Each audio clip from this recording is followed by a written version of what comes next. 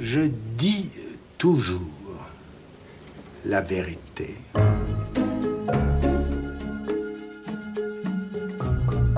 Comment était-ce avant que fût repéré l'inconscient? Ben, c'était pareil.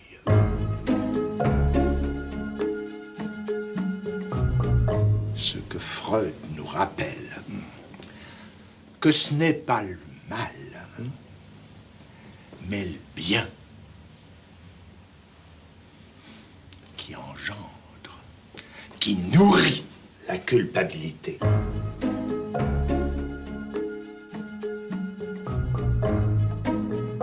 Est-ce que vous connaissez Lacan, que beaucoup dont je suis considèrent comme le plus grand psychanalyste depuis Freud? Moi, en tout cas, c'est ici, à Venise, au début des années 70, que j'ai compris pour la première fois qui il était. Mon frère aîné, Jacques Alain, devenu à 20 ans le plus fidèle de ses élèves, et ayant épousé en 1966 sa fille Judith, nous étions partis en vacances avec Lacan en famille. Un jour, arrivant devant une église que nous souhaitions visiter et qui était fermée, celui-ci commença à tambouriner sur la porte jusqu'à ce que le sacristain finisse par descendre. Je ne sais pas ce que Lacan lui murmura à l'oreille, mais le sacristain ouvrit aussitôt son église et mit un point d'honneur à nous la faire visiter. Je me suis dit, étonnant ce Lacan. Il est donc capable d'ouvrir des portes qui auraient toutes les raisons du monde de rester fermées. Il faut dire qu'à l'époque, je ne savais pas grand-chose de Lacan. Je savais qu'il était né avec le siècle, 1901, dans une famille catholique appartenant à la moyenne bourgeoisie. Je savais qu'il était psychiatre de formation et que sa thèse de psychiatrie avait fait sensation en 1932, suscitant notamment la curiosité des surréalistes. Je savais enfin qu'il était de tous les psychanalystes le plus original et que son enseignement, dont je n'avais qu'une très vague idée, attirait du coup chaque semaine d'innombrables auditeurs. Ainsi, comme j'étais souvent invité dans sa maison de campagne, je savais également qu'il était le beau-frère du peintre André Masson, l'ami de Balthus, de Giacometti ou de Picasso, et j'avais vu de mes yeux qu'il avait acheté l'une des œuvres les plus sulfureuses de l'histoire de la peinture, L'origine du monde de Courbet. Bon, depuis, évidemment, étant devenu moi-même psychanalyste, j'en ai appris beaucoup plus sur lui. Mais 40 ans après mon voyage à Venise, mon sentiment n'a pas varié. Lacan était un type absolument étonnant, et si j'ai d'ailleurs réalisé aujourd'hui ce film, c'est qu'il n'y a aucune raison de ne pas le faire savoir au plus grand nombre. Cela dit, Lacan n'est pas et depuis longtemps confidentiel. C'était le cas de son vivant, c'est encore plus vrai aujourd'hui, où les lacaniens à travers le monde se comptent par milliers, y compris chez ceux-là même qui n'étaient pas encore nés au moment de sa mort, en septembre 1981, telle la petite bande du diable probablement, l'une des revues les plus inventives du moment. Pour moi, dans l'imaginaire et dans l'iconographie, il a un côté 70s avec son cigare tordu, ses cols Mao, etc. Mais il est d'une actualité, je dirais, imputrescible, parce que justement, il est sulfureux, parce que c'est un personnage qui prend des risques, qui va contre lui-même. Et c'est en ça qu'il fait preuve d'un courage et nous met au défi. Il y a quelque chose dans la figure de Lacan qui interroge le désir de chacun. Sa personne, son style, son désir, l'extrême singularité qui l'anime, interroge chacun. Et il m'a semblé à cet égard qu'au fond, Lacan était le diable. Pas le diable au sens où on l'entendrait comme le méchant. Il fait, lui, cette référence au diable amoureux de Cazotte. Le diable qui vient interroger chacun au plus intime de son être et lui dire, au fond, qu'évoille. Bien vu. Qu'évoille, que veux-tu vraiment? C'est en effet la question que Lacan posait à chacun de ceux qui venaient le voir dans son bureau aujourd'hui mythique. Car l'histoire de Lacan, c'est d'abord l'histoire du 5 rue de Lille. C'est le bureau de Jacques Lacan.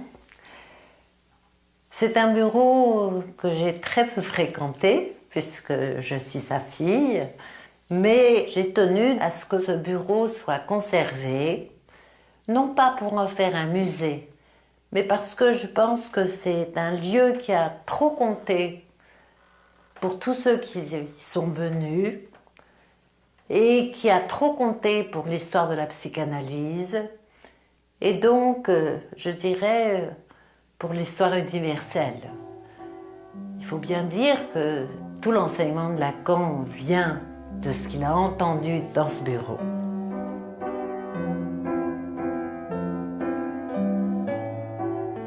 Juste après la guerre, on vivait tous ici. Ma sœur dormait sur le divan parce qu'on était très nombreux dans la maison. L'appartement a 117 mètres carrés. Il y avait nous quatre, ma mère, mon père, Laurence et moi. Et puis, les maçons étaient là aussi. Ils sont rentrés d'Amérique et pendant quelques temps, donc, Laurence devait dormir sur ce divan qu'elle dégageait quand elle allait à l'école, et peut-être un peu plus tôt, parce que mon père commençait très tôt.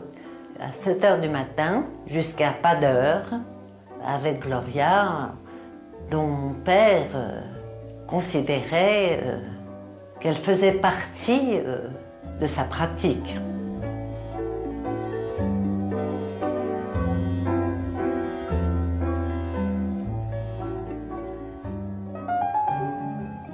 Les patients de Lacan, ces analysants qui ont fréquenté ce bureau, il y en a beaucoup qui peuvent encore témoigner.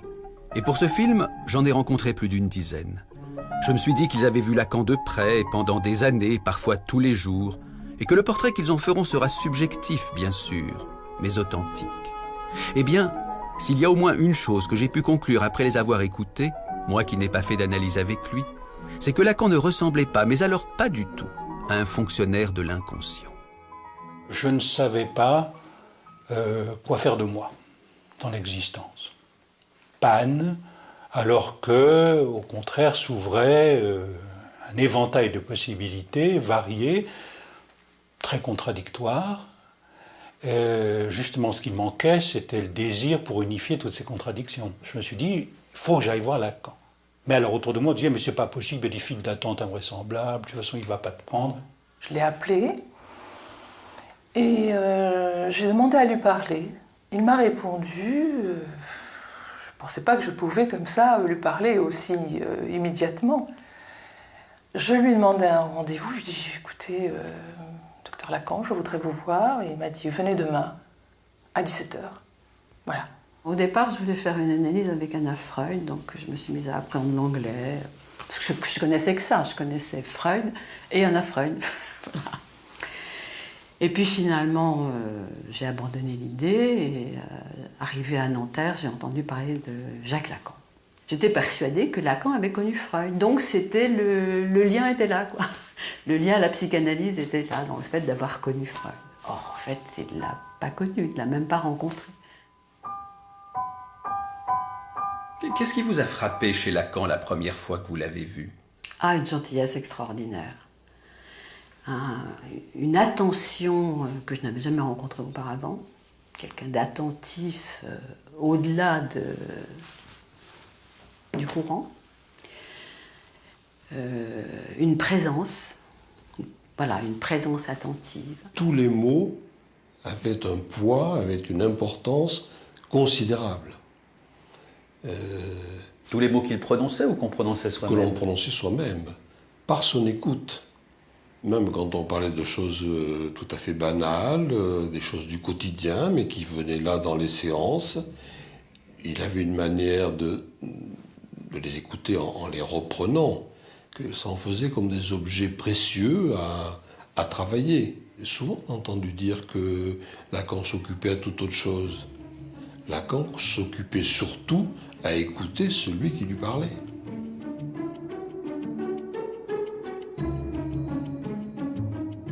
Lacan savait les mots qui avaient compté pour quelqu'un et il savait les utiliser à bon escient. Ça faisait mouche.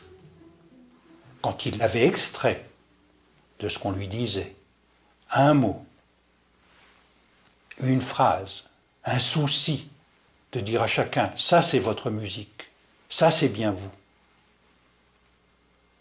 Vraiment, vous y tenez. Ce genre de ponctuation touchait à chaque fois, en effet, à un noyau tout à fait central et donnait l'idée qu'il avait enregistré. Êtes-vous freudien ou lacanien, me demande-t-on souvent. Et invariablement je réponds lacanien, donc freudien. Car même si Lacan n'a jamais rencontré Freud, de tous les psychanalystes, il est celui qui l'a lu livre après livre avec le plus de sérieux. Tenez, un exemple. S'il y a bien une phrase emblématique de Lacan, c'est celle-ci. L'inconscient est structuré comme un langage. Mais qu'est-ce donc là, sinon le pivot même de la découverte freudienne ? Comment a-t-il fallu Freud pour que simplement il en vienne à lire les rêves, les lapsus, voire les mots d'esprit, comme on déchiffre un message chiffré. Allez au texte de Freud, réparti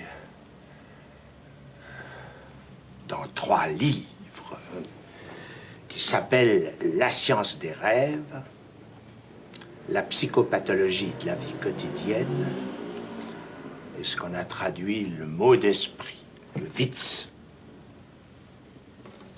Vous y lirez.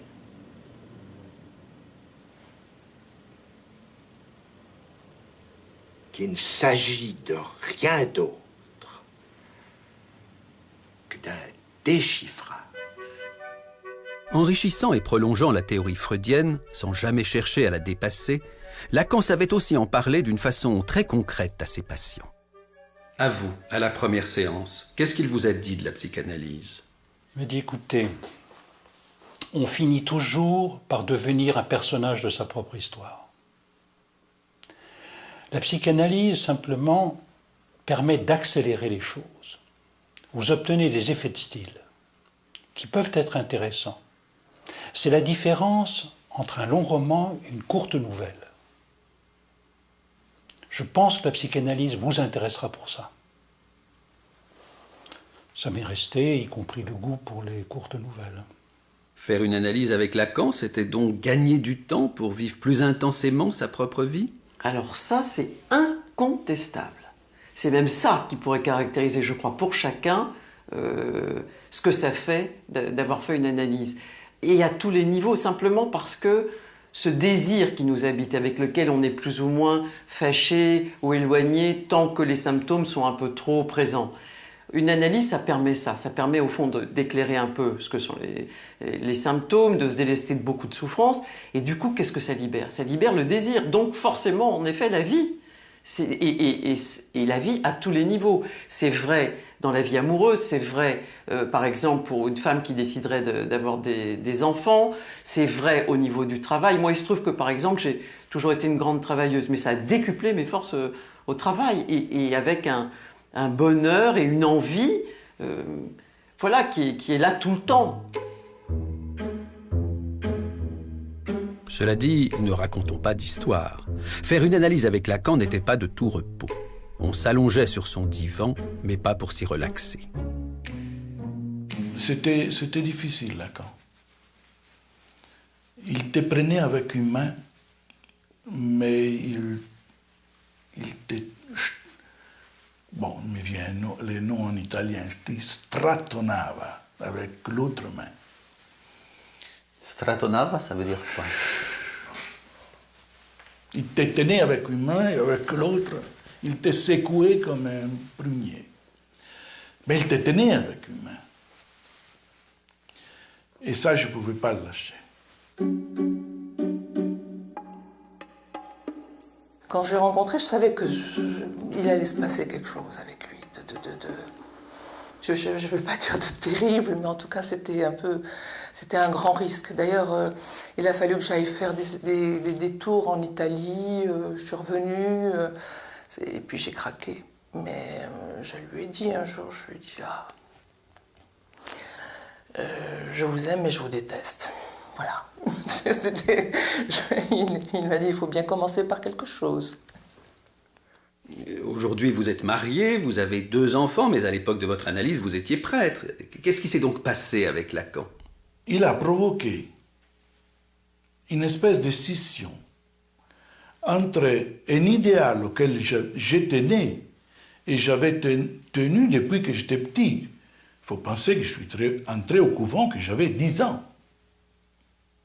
et ordonné prêtre à 25. Il a fait une coupure entre cet idéal et ce qui m'était comme passion, comme ma passion. La psychanalyse vous a détaché de l'Église, elle vous a également détaché de Dieu? C'est bizarre, c'est resté la même chose. J'ai douté avant, je doute maintenant. Alors Lacan, il était du côté de la dureté ou de la douceur? Je retiendrai que la dureté était du côté de l'acte, mais que la douceur faisait que l'on continuait son analyse.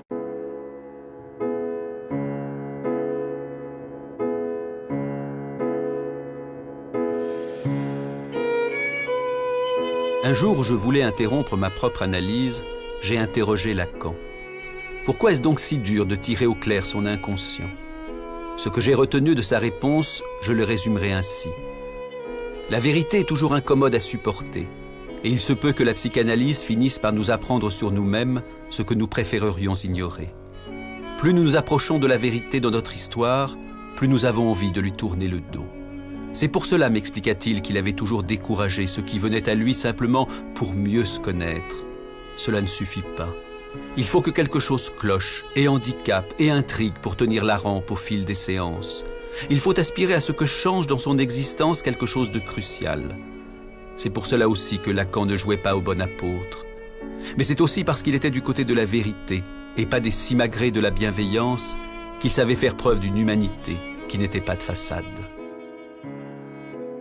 Je viens d'Allemagne, je suis né en 1938, donc j'ai vécu les années de la guerre avec toutes les horreurs, les angoisses, l'après-guerre, la faim, les mensonges.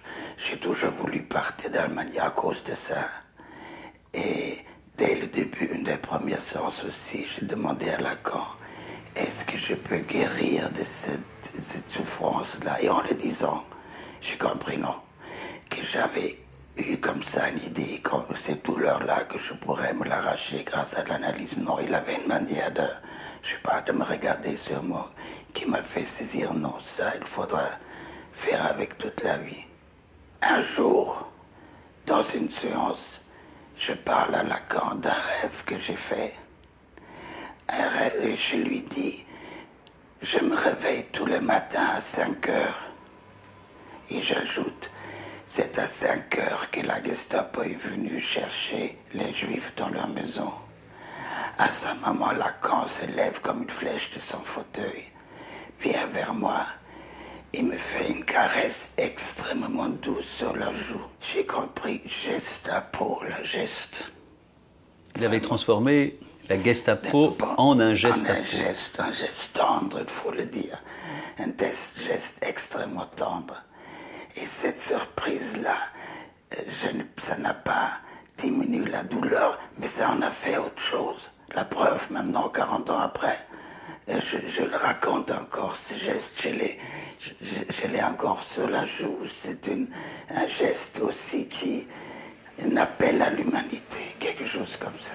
Il avait une façon d'attraper le symptôme et de l'interpréter qui faisait que, immédiatement, pour ceux qui entendaient, c'était comme un mot d'esprit, c'était comme un Witz. Et en tout cas, c'était vivant.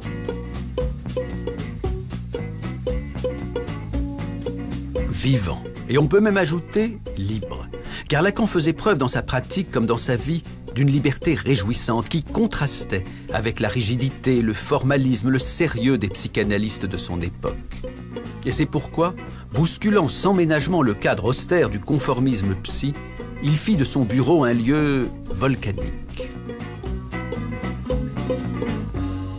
Chaque analysant vient, il a l'heure précise de son rendez-vous. Mais une fois qu'il débarque, il ne sait jamais quand Lacan va le prendre. On rentre dans le salon et la bibliothèque sont pleines de monde. Et alors, d'un côté, les jeunes, plutôt intimidés, attendant leur séance, et puis ceux de la précédente génération, qui causent entre eux le plus normalement du monde. On se croirait vraiment dans le dernier salon où l'on cause. À la fois, il peut y avoir des moments dans lesquels tous les sièges étaient pris. Et il y avait des moments et des heures où on était tout seul. Ce qui n'est pas du tout le même type de procédé que le faisait Freud, qui s'était inventé une technique à sa main, avec au contraire, c'était vraiment une personne dans la salle d'attente, une personne avec lui pendant 1 heure, une personne seule, et limitant au maximum les contacts, etc. C'était pas du tout ça, et ça réordonnait complètement les rapports de l'un et du multi. Sa pratique ne se limitait pas à son bureau, à son cabinet, enfin, à ce périmètre-là. Il avait une mobilité assez extraordinaire et de cette façon, il brisait tous les standards. Évidemment, quand Lacan rentre dans son bureau, il ferme la porte derrière lui. Mais très souvent, disons qu'il oublie de fermer la porte. Résultat, tous ceux qui sont en attente entendent tout ce qui se dit. Et c'est là qu'on découvre, on réalise que là où chacun imagine le drame de son Oedipe, ça finit par devenir une rengaine, ponctuée par les soupirs de Lacan, des soupirs à fond de l'âme. Et c'est vrai qu'il y a eu plusieurs comme ça, plusieurs moments où je lui disais quelque chose et il laissait la porte ouverte, par exemple, alors que j'étais allongée sur le divan. Et je lui disais, écoutez, vous ne pouvez pas la fermer. Je m'a dit, oui, je vais la fermer.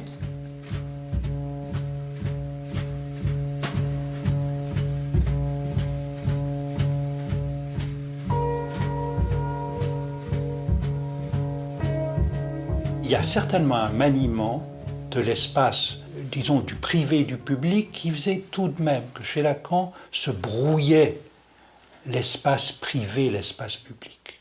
En même temps, il y avait le sentiment, il y avait une zone de très grande intimité, réservée, préservée. Il y a des choses que je n'ai jamais sues chez les gens que je croisais plusieurs fois par semaine chez Lacan. Et d'un autre côté, tout un espace où privé-public, des interpellations, des choses se déroulaient sur une scène, disons sur la scène du monde. Par exemple, ton père laissait le téléphone sonner dans son bureau?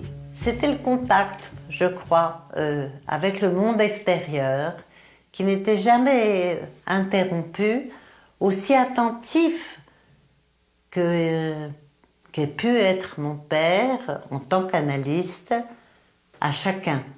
Le monde existait encore. C'est un téléphone qui a toujours été par terre. Et une Américaine était venue consulter le docteur Lacan pour sa fille et elle a tenu que ça n'était pas un analyste qu'elle venait voir, précisément parce que le téléphone était par terre et que l'ensemble des pièces qu'elle a pu voir n'était pas analogue à ce qu'elle imaginait d'un appartement d'un grand psychanalyste. Qu'aurait-elle dit la malheureuse si elle avait su en plus que Lacan interrompait brusquement ses séances sans respecter aucun timing? Les séances à durée variable, ce sont les seules qui peuvent attraper quelque chose d'un instant d'ouverture de l'inconscient. Quand l'analysant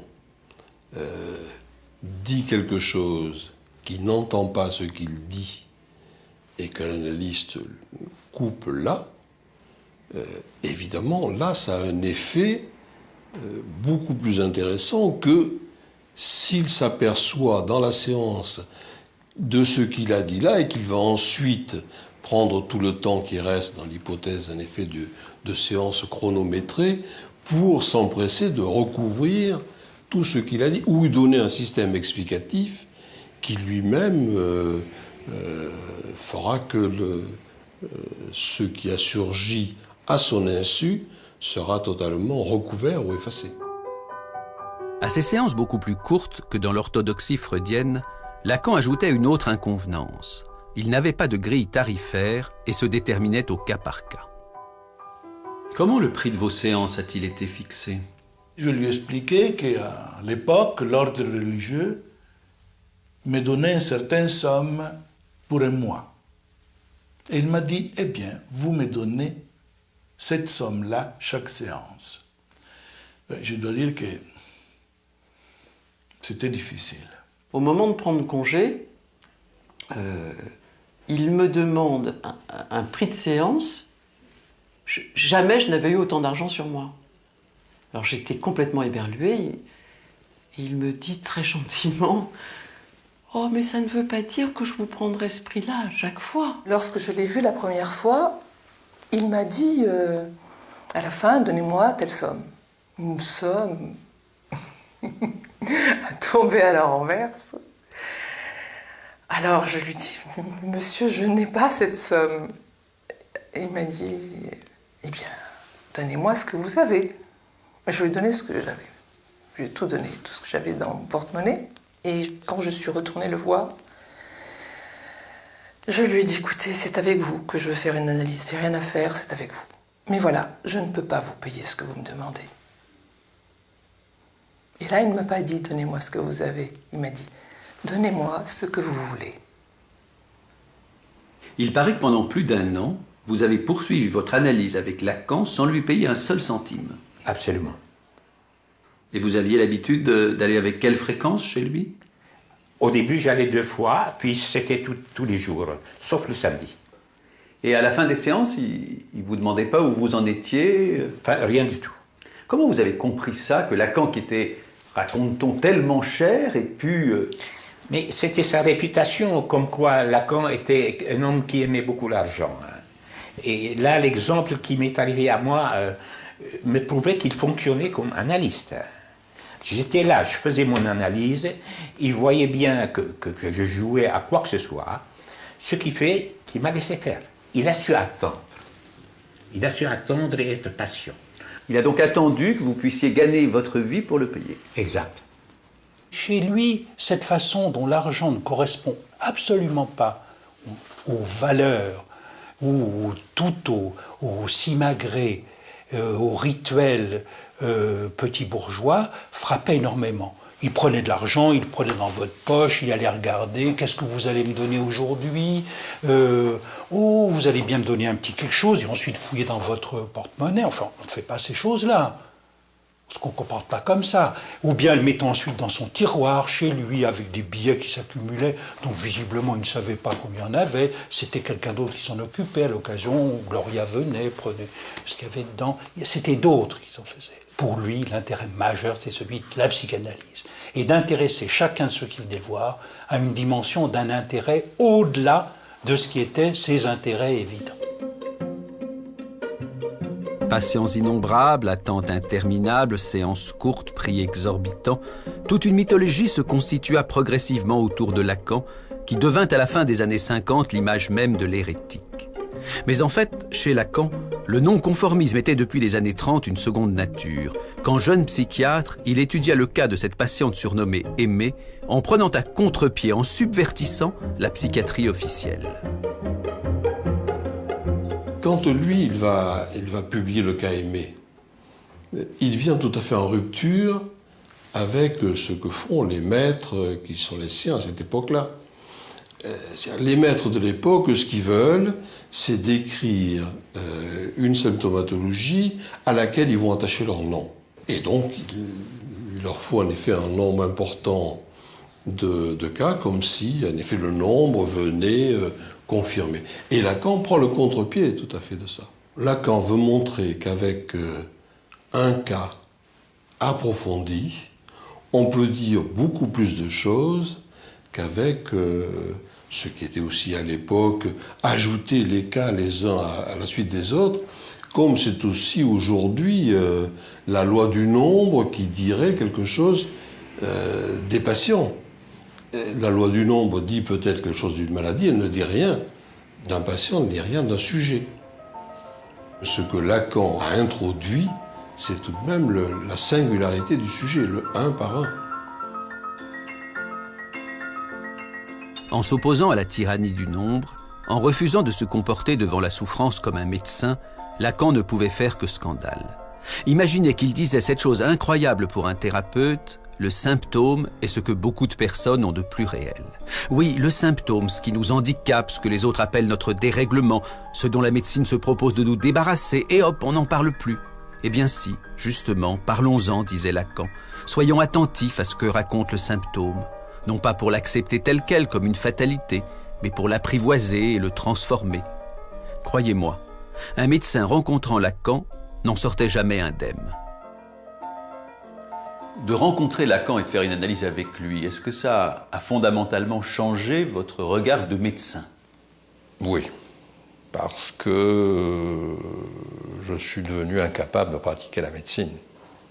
Incontestablement, l'expérience analytique a contribué à me défaire de cette position de savoir et de maître qui était celle qui me convenait très bien quand j'étais un jeune médecin. Je me souviens très bien d'ailleurs comment on m'a enseigné la médecine. On me l'a enseigné très bien.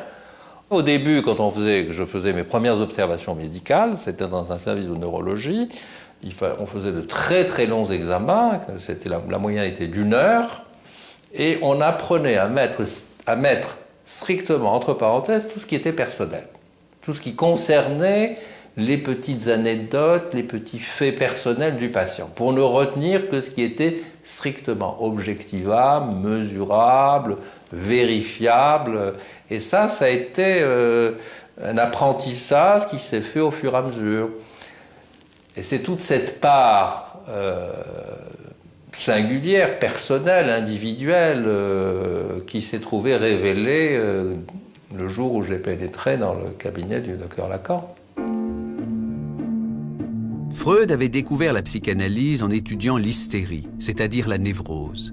Lacan, lui, savait la dette qu'il devait à la psychose, à la folie. Et c'est pour ça que toute sa vie, ce qu'on ignore souvent, il a continué à se rendre régulièrement à l'hôpital psychiatrique, notamment pour s'y entretenir avec des patients internés, dans le cadre de ce qu'on appelait sa présentation de malade, où il ne manquait jamais de surprendre les jeunes médecins qui l'accueillaient.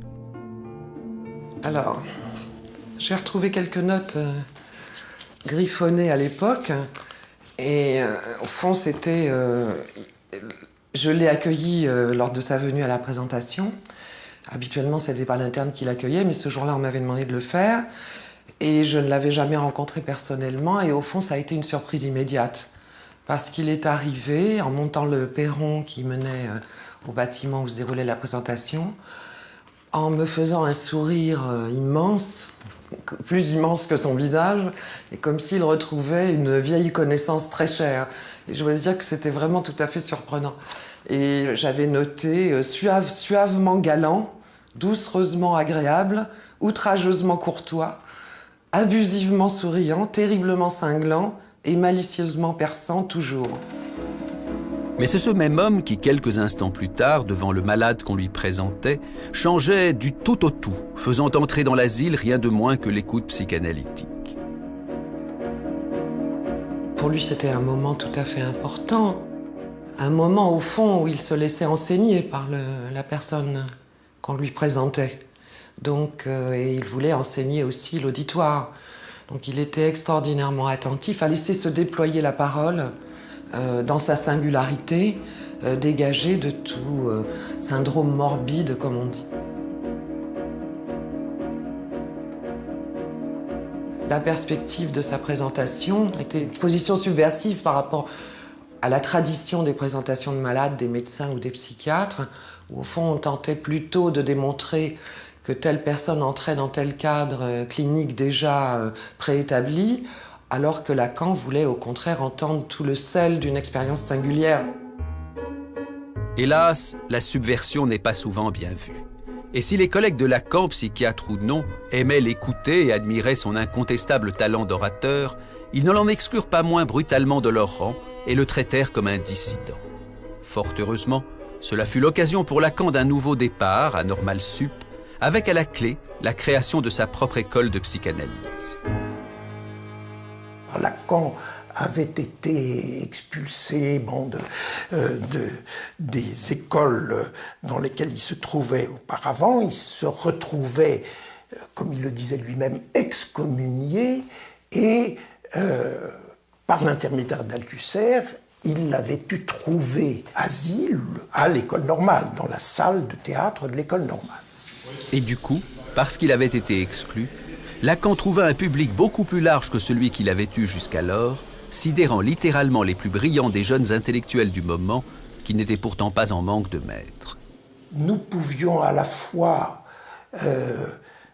entendre, discuter avec Michel Foucault, qui venait de publier l'Histoire de la folie.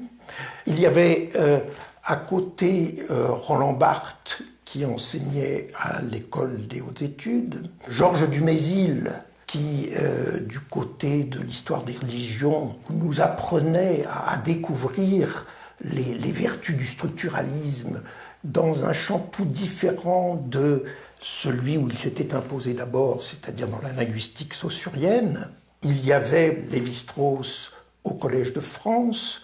Derrida est devenu répétiteur doublant en même temps Althusser. J'oubliais évidemment celui qui était le maître de Michel Foucault et que admirait aussi beaucoup Jacques Lacan, Georges Canguilhem. La première fois que j'ai vu Lacan, si on peut dire, je l'ai en même temps entendu et il faisait l'un des séminaires les plus brillants qu'il ait fait et c'est un des textes les plus forts, les plus retentissants, les plus inouïs et donc on regardait ça. Je dois dire que nous n'avions pas tout à fait l'habitude, même en philosophie, d'avoir des choses aussi denses, aussi souveraines et aussi brillantes. Ça m'a paru une insolence extraordinaire. Parler comme il écrivait. Ça me paraissait d'une insolence extraordinaire, au double sens d'insolence, c'est-à-dire à la fois insolent au sens classique et puis inhabituel.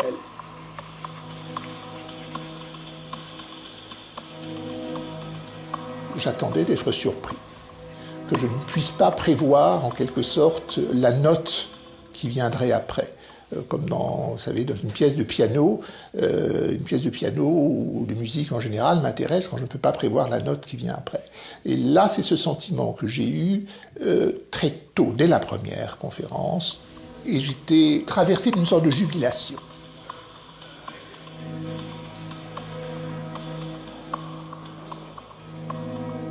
Il n'y a pas de rapport sexuel, les noms du père, la femme n'existent pas. Lacan avait le sens de la formule, et ses auditeurs les notaient comme autant de mots de passe. Mais au final, dans son enseignement, Lacan était clair ou obscur? Ce qu'on appelle les écrivains clairs, généralement, peu importe les exemples, ce sont des écrivains clairs localement. On prend une phrase et c'est clair. Chez Lacan, la clarté est une clarté en réseau, ce qui, du point de vue du lecteur, signifie que c'est une clarté en parcours. Il faut parcourir le réseau, et comme ça n'est pas un seul réseau, mais plusieurs réseaux, tous les parcours ne produisent pas les mêmes lumières. La psychanalyse, dans les mœurs ou dans les idées, on parlait de l'inconscient, de la sexualité, du rêve, un point c'est tout. Lui, c'est quand même quelqu'un qui parlait de tout. Je veux dire, ça allait de Marx à Platon, les philosophes avaient une grande importance, il pouvait faire des grandes leçons sur le théâtre. Comme il connaissait le chinois, il pouvait commenter un texte en chinois écrit au tableau. Ensuite, il y a eu les exercices très difficiles d'algèbre ou de topologie. Et par conséquent, c'était une ampleur de savoir tout à fait extraordinaire. Car c'était aussi ça, Lacan. Un homme qui n'était pas prisonnier du milieu auquel il appartenait et qui s'imprégnait dans son œuvre de bien d'autres discours que le discours analytique, tirant parti des ramifications nombreuses sur lesquelles il pouvait s'appuyer. Amitié avec Maurice Merleau-Ponty ou Martin Heidegger, photographié ici à Guitrancourt, où Lacan se rendait tous les week-ends. Amitié avec Michel Leiris ou Jean-Paul Sartre, dont on vient seulement d'apprendre aujourd'hui que, souffrant d'hallucinations, il avait consulté Lacan avant de tenter plus tard d'être analysé par lui. Amitié aussi avec les artistes, à commencer par les acteurs de théâtre. Il allait au théâtre, il avait fait sur le théâtre un grand nombre de séminaires formidables, ça allait de Sophocle à Claudel, à Genet, etc. Il avait épousé une actrice que nous connaissions bien. J'ai très bien connu Sylvia Bataille, elle venait voir les spectacles. J'ai travaillé avec Chéreau à ce moment-là, elle venait tout voir à Lyon-Villeurbanne. Maman était effectivement actrice de cinéma et qu'elle était absolument adulée par énormément de monde au moment où mon père l'a connue. C'était certainement quelque chose qui apprenait beaucoup de choses à mon père que d'entendre ma mère parler de ce que c'est qu'être acteur. Les années 60 ponctuent un moment crucial dans la vie de Lacan. C'est là que son cours, son séminaire, commencé avec une vingtaine de personnes dans son appartement, prend à Normal Sup toute son ampleur. Désormais, il est clair que tout le monde peut venir écouter ce que Lacan veut transmettre. Cet auditoire était extrêmement bigarré. Se retrouvaient à la fois là des psychiatres, des mathématiciens, des historiens, des sociologues, des philosophes, des économistes, enfin des gens venant d'horizons extrêmement divers que Lacan avait pêchés. Il les avait entraînés dans quelque chose qui était un rendez-vous générationnel, mais d'une génération qui défie la chronologie. On ne savait pas ce qu'on allait trouver ce jour-là quand on venait au cours de Lacan. On ne savait pas ce qu'on allait entendre. Et d'ailleurs, à la sortie, chacun avait entendu des choses extrêmement diverses. Chacun était persuadé d'ailleurs que Lacan lui avait dit quelque chose à lui de particulier dans le séminaire, quelque chose avait vibré, enfin c'était très drôle. Le débriefing du séminaire qui avait lieu au bistrot après permettait de voir que justement Lacan se situait dans un registre de la langue, dans l'équivoque, qui faisait que ça résonnait pour chacun de façon extrêmement particulière.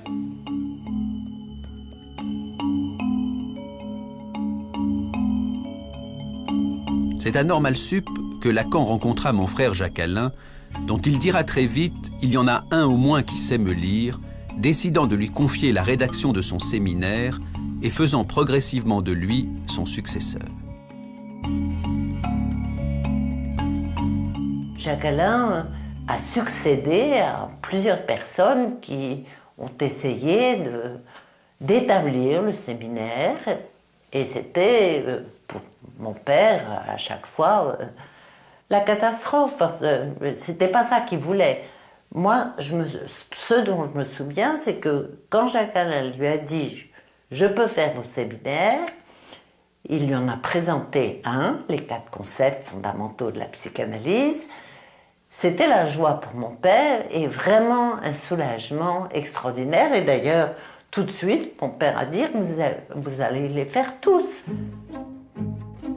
Le travail de Jacques-Alain, pour mon père, était réjouissant, satisfaisant et auquel il tenait comme à la prunelle de ses yeux.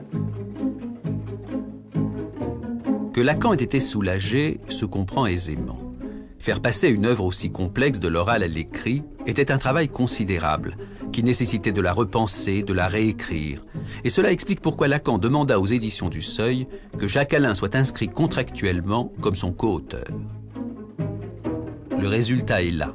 Le séminaire est traduit dans le monde entier et considéré comme l'une des œuvres majeures du XXe siècle, avec à la clé cette réussite étonnante que ceux-là même qui n'ont jamais connu Lacan peuvent, en le lisant, l'entendre. J'avais l'impression, en lisant les séminaires, d'entendre sa voix. Voilà, j'avais l'impression d'être en présence de quelqu'un. C'est complètement différent de la lecture d'un texte philosophique, justement, où là, on sent quand même qu'on se plonge dans le passé, on a du mal quand même à faire revivre la voix de Kant, la voix de Hegel. Alors là, c'est vrai qu'avec Lacan, on sent quelque chose qui n'est pas clos. Chaque leçon, où il nous laisse comme ça un peu sur notre faim, où on se dit, bon, là, il faut la leçon suivante, et puis encore la suivante, et encore la suivante. Donc voilà, quelque chose de très vivant qui mettait en mouvement aussi quelque chose en moi. Lire, en fait, le séminaire, c'est pas du tout la même chose que lire un texte théorique, philosophique ou même un texte théorique psychanalytique. Lire Lacan, l'entendre et le voir aussi. Puisqu'en 1973, à 72 ans, il accepta pour la première fois de sa vie, et la seule, d'être filmé par la télévision française. Avec derrière la caméra, un tout jeune homme qui allait devenir quelques années plus tard un des meilleurs réalisateurs du cinéma français. Pour vous, filmer Lacan, c'était une expérience singulière? Pour moi, c'était un acteur prodigieux parce que c'était un interprète au sens fort. Et là, en plus, il interprétait sa propre parole, son propre discours. Et interprétation, du coup, s'entend évidemment dans tous les sens qu'on voudra. Il n'y a pas de différence entre la télévision et le public devant lequel je parle depuis longtemps, ce qu'on appelle mon séminaire. Vraiment pas de différence? Dans les deux cas, il s'agit d'un regard. Qu'on ne croit pas pour autant que je parle à la cantonade, c'est le cas de le dire. Visionnant le film terminé, les dirigeants de la télévision d'alors furent stupéfaits et, ne comprenant que quic à tout ça, refusèrent catégoriquement de le diffuser. Je suppose que n'importe qui de sensé aurait accepté le verdict en pestant. Pas Lacan, qui ne connaissait rien à la télévision, mais appliquait son principe de ne jamais céder sur son désir. Lacan, lui, c'était là, maintenant. Ce qu'on avait dit, ça devait se faire comme ça, et pas autrement. Et il est rentré en guerre. C'était tous azimuts, aussi bien les sous-fifres de la télé qu'il appelait en leur donnant des ordres par téléphone qui étaient absolument incontournables, et tous les importants, entre guillemets, il y en avait quelques-uns qui pouvaient avoir eu affaire à lui d'une façon ou d'une autre sur le divan ou ailleurs, tous ont été requis. Les coups de fil du docteur, les interventions, les lettres, les mots, les petites menaces comme ça envoyées ici ou là, enfin, ça a fini par produire un effet de rumeur qui s'est précisé de plus en plus, au point que Lacan, lui, a senti que non seulement ça passerait, mais que ça passerait à l'heure la plus improbable pour ces gens-là, et qu'ils l'exigeraient, et que ça marcherait. L'heure la plus improbable, c'était quelle heure, donc 20h30, le samedi soir, 2 samedis soirs de suite, à 20h30, à l'heure de la plus grande écoute sur la chaîne 1. C'est stupéfiant. Je vous le disais, drôle de type ce Lacan, animé par un désir qui ne le faisait pas tenir en place, comme sur la célèbre photo de Brassailles ou dans l'atelier de Picasso, à côté d'Albert Camus ou de Simone de Beauvoir, il est le seul à bouger. Peu de temps avant sa mort, il dira à ses élèves à Caracas « Soyez lacaniens si vous le voulez, moi je suis freudien ». Car tout en donnant naissance à travers le monde au plus important mouvement psychanalytique depuis Freud, il ne s'identifiait pas à lui-même et continuait de se penser décalé et seul. En fait, rien ne dit mieux qui était Lacan que les choix qu'il fit pendant la dernière guerre. Non seulement il hébergea des résistants ou mit un point d'honneur à ne rien publier, mais alors que les nazis occupaient Paris et que Vichy imposait l'étoile jaune, il donna à sa fille un prénom juif, Judith. Il m'a appelée Judith. Je suis née en 1941 et ça a été certainement d'un très grand poids dans ma vie. C'était quand même quelqu'un de très optimiste. Et en tout cas qui a cru à la résistance et qui a résisté.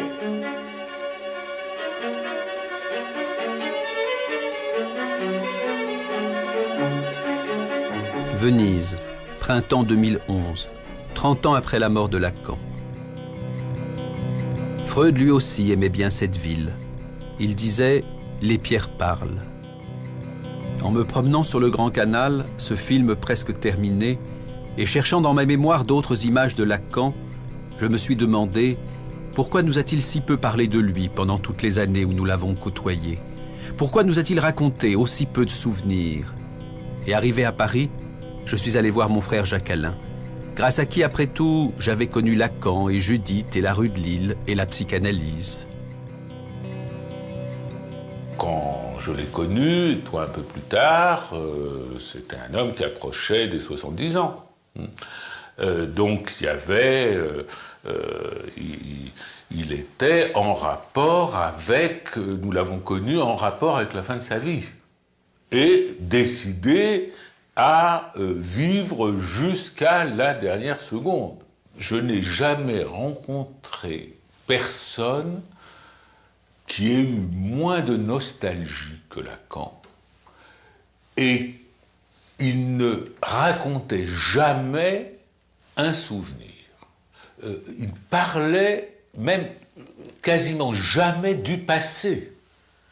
Je l'ai connu en janvier 1964.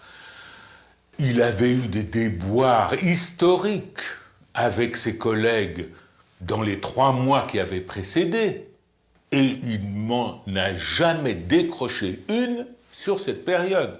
Des 16 années où je l'ai connu, j'ai dû lui poser 3 ou 4 questions sur sa vie passée auxquelles il a répondu. Pour le reste, c'était sans intérêt pour lui.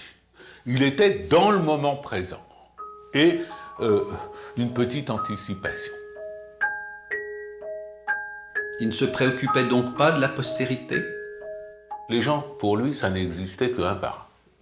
Et c'est d'ailleurs pour ça qu'il a été si réticent pendant 20 ans à publier son séminaire. Il voulait avoir les gens devant lui, voir comment ils réagissaient, ce qu'ils allaient lui dire après, dialoguer avec eux.